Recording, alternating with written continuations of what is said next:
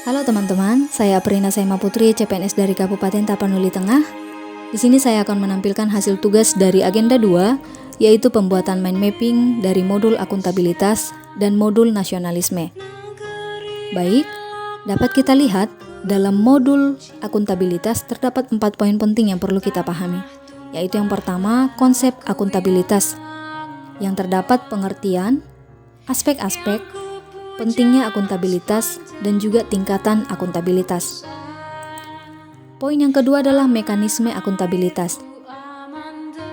Mekanisme akuntabilitas birokrasi Indonesia terdiri dari perencanaan strategis, kontrak kinerja, dan juga laporan kinerja. Yang kedua, menciptakan lingkungan kerja yang akuntabel. Nah, di sini terdapat 9 nilai dasar dari akuntabilitas, yaitu yang pertama kepemimpinan, transparansi, integritas, tanggung jawab, keadilan, kepercayaan, keseimbangan, kejelasan, dan konsistensi. Nah, yang ketiga, langkah-langkah yang harus dilakukan dalam menciptakan framework akuntabilitas, yaitu terdapat 5 langkah-langkah yang harus dilakukan. Poin ketiga adalah akuntabilitas dalam konteks. Di sini dapat kita memahami transparansi dan akses informasi, praktek kecurangan dan perilaku korup, penggunaan sumber daya milik negara, penyampaian dan penggunaan data informasi dan pemerintah, dan juga konflik kepentingan. Poin yang terakhir adalah menjadi PNS yang akuntabel. Nah, di sini menjelaskan bagaimana menjadi seorang PNS yang akuntabel. Nah, selanjutnya modul nasionalisme.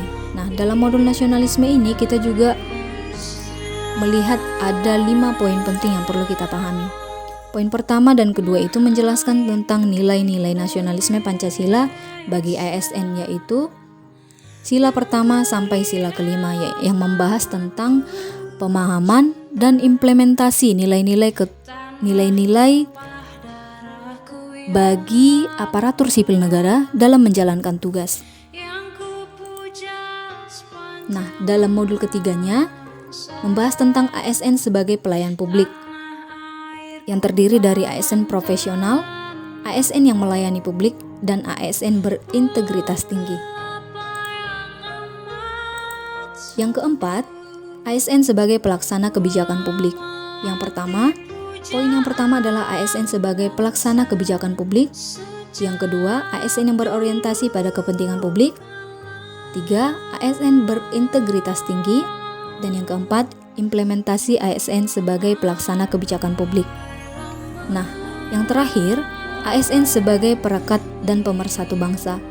Nah, dalam poin ini membahas tentang ASN sebagai pemersatu bangsa, ASN menjaga kondisi damai, dan peran ASN dalam menciptakan kondisi damai, yaitu yang pertama dapat bersikap netral dan adil, mengayomi kepentingan kelompok, dan ASN menjadi figur dan teladan. Nah, demikian penjelasan dari mind mapping modul akuntabilitas dan nasionalisme. Terima kasih.